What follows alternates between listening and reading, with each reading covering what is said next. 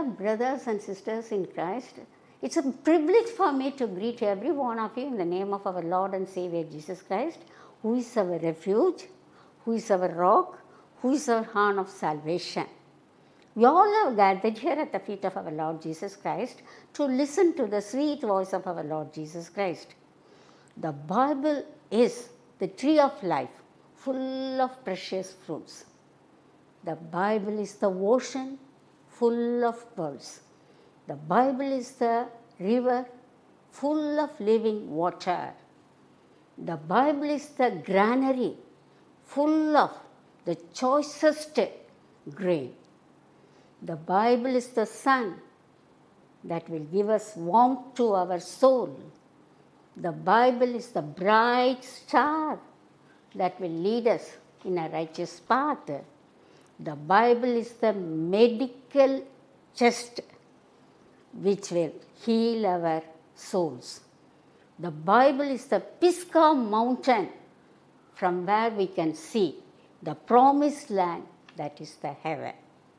Yes, now we are going to do one meditation on a special topic. The topic that I have selected today is one thing.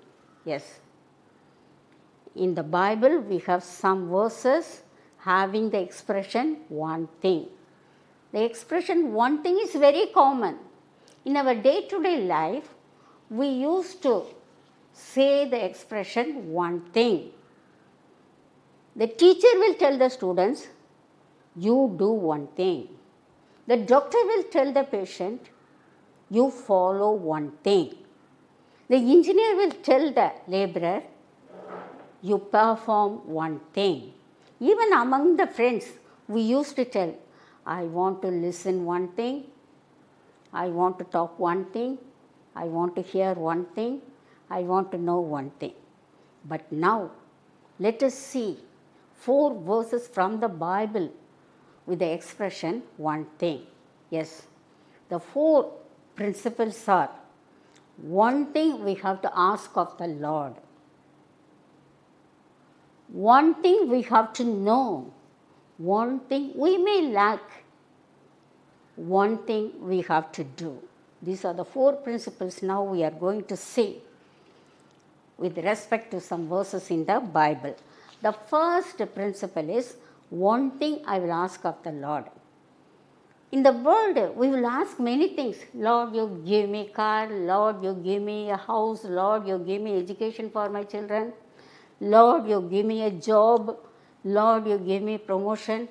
But the Bible tells we have to ask the Lord only one thing. Let me read the verse. It is Psalm 27, 4th verse. Psalm 27, 4th verse. One thing, underline the word one thing. One thing I have asked of the Lord. So we have to ask only one thing of the Lord, that I will seek after, that I may dwell in the house of the Lord all the days of my life. I gaze upon the beauty of the Lord to inquire in his temple. Yes, one thing we have to ask the Lord. Whenever we pray, we have to ask only one thing. The verse tells, but that one thing has got 3 components. First, we have to just dwell in the house of the Lord throughout our lifetime, 24/7. One Bible verse tells, I was so glad when they tell me, you come to the house of the Lord. So we should have only one desire. Lord, I want to come to your house. Just like Isaiah, I will come and see you there. I want to be in your house throughout my life period. I want to walk with you. I want to talk with you. I want to listen to your voice. Like that, we have to do it. That is the first component of one thing. Then we have to gaze at the face of our Lord. Our Lord's face is very beautiful. Yes, it is the fairest of 10,000. He is the lily of the valley and the rose of Sharon. So all the time we have to see the glory of God, the power of God, the sweet nature of God. That is the second component. The last one, we have to inquire in the temple. That means we have to meditate on the word of God. Yes, Just like Ezra, we have to meditate on the Word of God in the temple. We have to read the Bible. We have to study the Bible. We have to search the biblical principles. We have to apply the biblical principles in our life. We have to teach the biblical principle to others. See, sometimes we will tell one thing I want to do, I will go for shopping, I will go for fishing, like that we'll do. But we should not tell like that. Lord, I want to come to your house. I want to come to the temple of God. I want to come to the church. Like that we have to tell. You see, in the Gospels we can read, Jesus Christ went to the temple. He went to the synagogue. So he is our role model. So in that case, all the time we have to go to the presence of the Lord. It's not necessarily the church, all the time we have to be in the church. We have to be in the presence of the Lord. We should get the passion for the Lord. We should get the passion for the Bible. We should get the passion for the Holy Spirit. Yes. In this word, we have to ask the Lord only one thing. Lord, I want to be in your presence all the time. I want to see your face all the time. I want to read the Bible all the time. The second biblical principle about the expression one thing is, one thing I know. Knowledge is wide. We people will know more and more about the universe, the stars, the sun, the moon, the plants, etc., etc. We want to get wisdom in all these things. We want to get the understanding of botany, zoology, physics, chemistry, etc. But as a Christian, we have to know only one thing. That one thing is Jesus Christ and His miracles in our life. Yes, just like the blind man who got the healing, we have to tell, I know one thing. I know Jesus Christ. I know what miracle He has done in my life. Like that, one thing only we should know it. Let me read the verse. John 9:25. John 9:25. He answered and said, whether he be a sinner, he refers to Jesus Christ, or not, I know not. One thing I know, underline the word one thing I know, that I was blind and now I see. We know this miracle. It is given in John 9th chapter. Yes, Jesus went to the blind man who was born blind and He healed him. Then, after he got the healing, he was so happy. But the Pharisees and the Sadducees, they were not at all happy. Why? Because they wanted to find fault with Jesus Christ. They didn't accept Jesus Christ as Messiah. So they told that He did the miracle on Sabbath day. Sabbath day is a resting day. He should not have done the miracle on Sabbath day. See, this is not given in Torah. It is not one of the Mosaic law. We can do good works on Sabbath day. But these are the traditions of the Jewish people. So they blamed Jesus Christ. They came to the blind who got healing and they encountered with the blind man.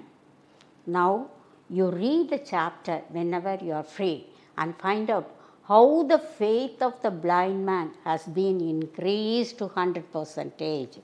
Yes. If you read the chapter, you can find. First he told, a man called Jesus healed me. That was his first faith. Then he told, he's not a sinner. He's the true worshipper. God will answer the true worshipper. So he claimed that Jesus Christ is the Son of Man. And he told that he is a prophet. See, slowly he is increasing his faith. His faith is on experience. Then he accepted Jesus Christ as Son of God.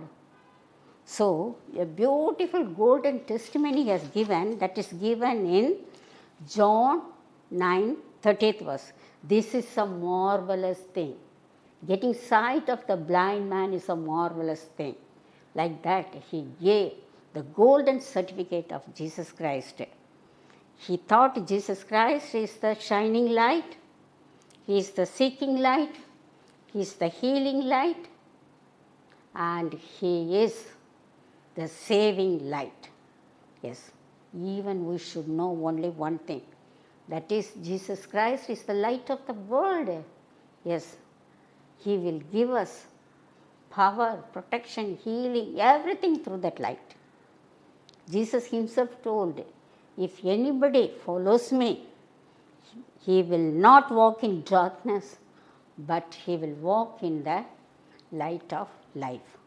So, we have to follow Jesus Christ. We should know only one thing in this world, all about Jesus Christ. Knowing Jesus Christ is different from knowing about Jesus Christ. The Pharisees, Sadducees, they knew about Jesus Christ. But the blind man knows personally, he tasted the goodness of Jesus Christ. Like that, we have to know personally Jesus Christ. We all know about Michael Faraday. Michael Faraday was a great scientist. He is the man of faith. He is the man of science. Yes, he is the father of electromagnetism. He discovered many things. God has given him wisdom. But he knew only one thing. Yes, he knew only Jesus Christ. Michael Faraday, at his deathbed, the media persons have come and they asked one single question. Faraday, what is the speculation about life after death? For that, Michael Faraday told, there is no speculation for me for the life after death. I am very certain that my Redeemer lives. Yes, he quoted the verse Job 19:25. I know my Redeemer lives. If my Redeemer lives, then I will also live after death. So, he knew only one thing. He knew Jesus Christ. He knew Jesus as Savior. He knew Jesus as the Redeemer. He knew Jesus as the resurrection and life. Like that, in our life, we have to know more and more about Jesus Christ. Now, the third principle is, we may lack one thing. Yes. In this world, we may lack several things. We don't have good status in the society, we don't have or higher education, or we don't have higher promotion. But that doesn't matter in our life. We should not lack only one thing. Jesus told, we should not lack the spirit of generosity and the discipleship of Jesus Christ. That only Jesus was telling the rich young ruler. Let me read one verse. Mark 10:21. Mark 10:21. And Jesus, looking at him, loved him and said to him, you lack one thing. Beautiful phrase. Jesus was telling the rich young ruler, you lack one thing. Sell all that you have and give it to the poor. You will have treasure in heaven, and come and follow me. This also one thing has got two components. First, he has to sell everything and give it to the poor people. Then he has to do one thing, that he has to come and follow Jesus Christ. Yes, this one thing. Do we lack? Now we have to find out. Jesus Christ encountered with the rich young ruler. The rich young ruler came running, and with great respect he was kneeling down and he asked Jesus Christ one question. Master, what must I do to inherit the eternal life? Then Jesus found he was a godly man. He has fear for the Lord. He keeps the commandments. He has a status in the society.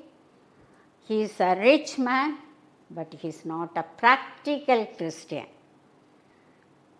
He didn't love God. He didn't love his fellow men.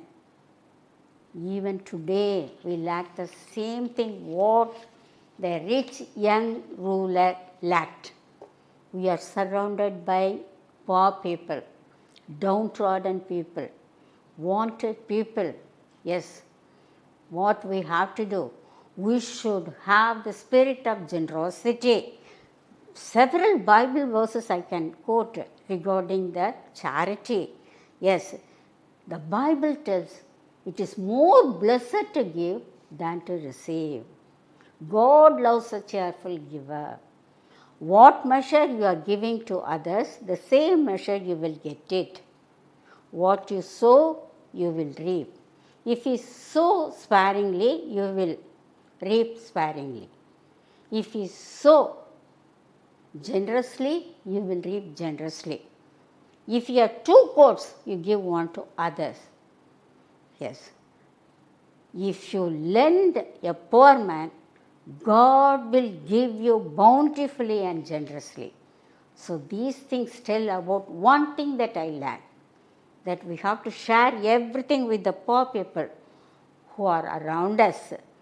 Sometimes we may be Christless, we may be hopeless, we may be helpless, or we may be messageless.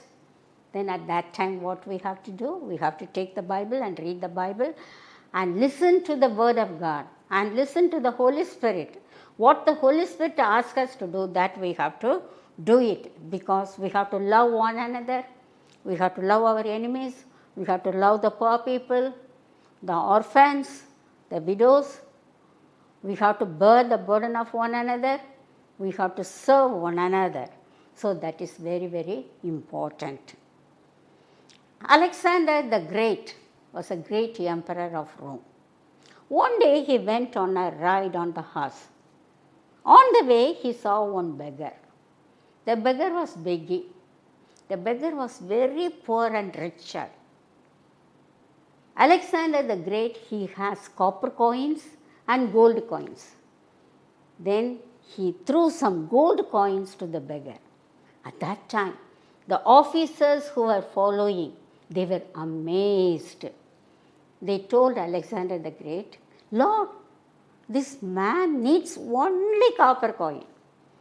Why do you want to give the gold coin to this man? He needs only one thing, that is the copper coin. For that, what Alexander told, this man may need one thing, that is the copper coin, but I, the Alexander the Great, need one thing, that is in royal fashion.